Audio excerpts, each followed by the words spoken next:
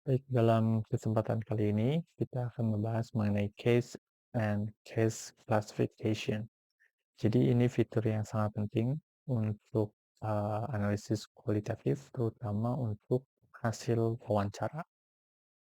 Eh, Case and case classification itu sangat penting karena dalam NVivo kita akan eh, mengukur sentimen atau feel atau misalkan statement dari berdasarkan case ini. Jadi klasifikasi dari case, nah, kemudian klasifikasinya sangat penting untuk mengukur. Jadi case dan case classification adalah unit pengukuran dalam NVivo.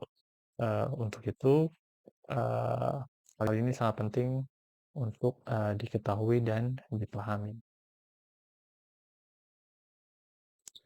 Baik, kita akan mulai untuk membuat case dan case classification. Biasanya kita membuat case dan classification itu berdasarkan data dari interview. Sebenarnya untuk publikasi juga bisa digunakan, misalkan untuk membedakan antara tempat. Jadi misalkan apabila di satu publikasi itu ada beberapa statement mengenai perbedaan dari suatu tempat, itu dapat digunakan. Namun biasanya case dan case classification digunakan dalam dalam mengukur hasil wawancara. Kita mulai dengan hasil wawancara satu misalkan.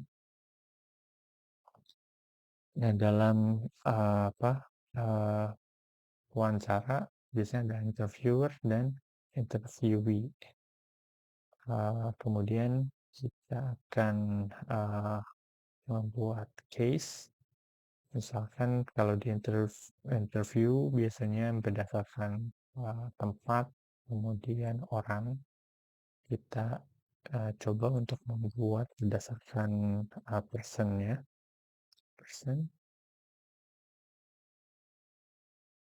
atau kita misalkan dimulai dengan nama interview, misalkan anggap itu adalah saya. Ini saya sudah menambahkan interviewee. Nah, case di sini di interview, hasil interview sangat penting karena kita hasil interview itu ada bagian interviewer dan interviewee.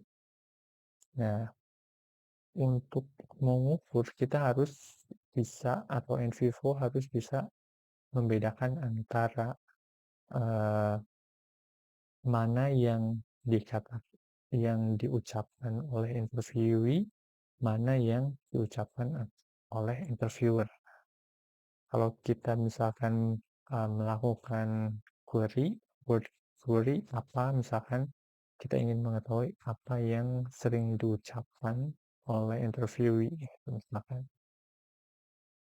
Nah, itu kalau tidak menggunakan case, kata-kata yang diucapkan oleh interviewer akan juga dianalisis oleh NVivo karena itu kita harus membedakan mana yang dikatakan oleh si person ini.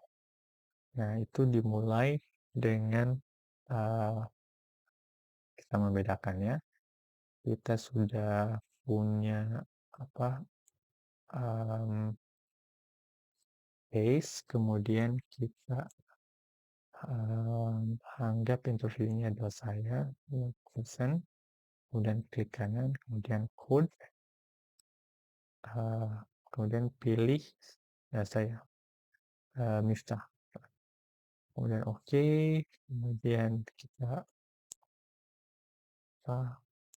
tambahkan juga code-nya. Kita bisa pilih ini di recent notes, itu sudah ada, atau kita juga bisa drag and drop.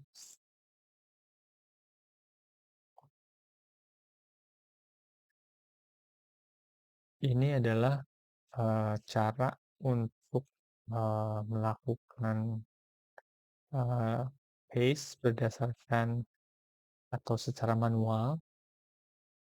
Ada juga cara yang bisa kita gunakan secara otomatis, yaitu biasanya auto coding, based on atau by speaker. Nanti kita akan bahas, pada video, apa, eee, selanjutnya.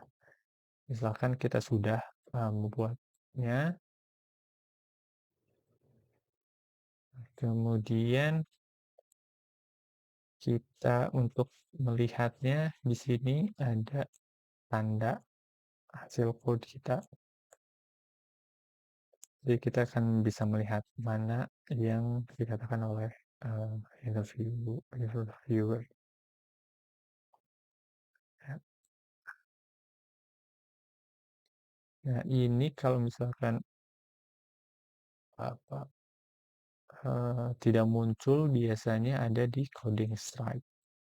Biasanya seperti ini manual setting awalnya kita bisa, klik coding stripes kemudian, recent coding atau kita, apa, kita bisa melihat nanti bisa memilih mana coding mana yang akan kita gunakan.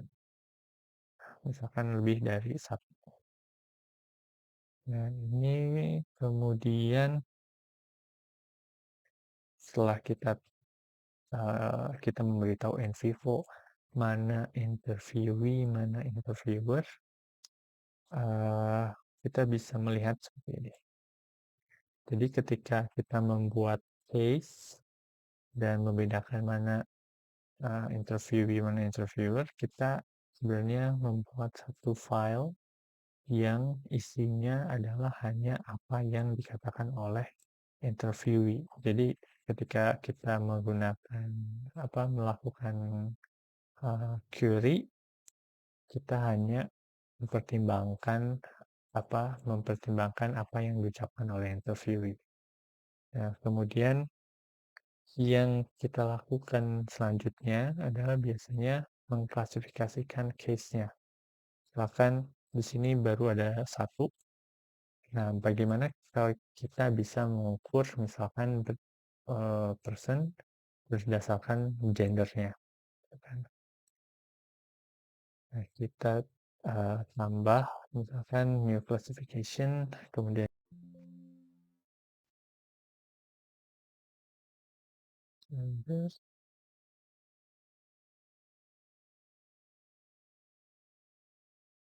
kemudian new attribute, kita bisa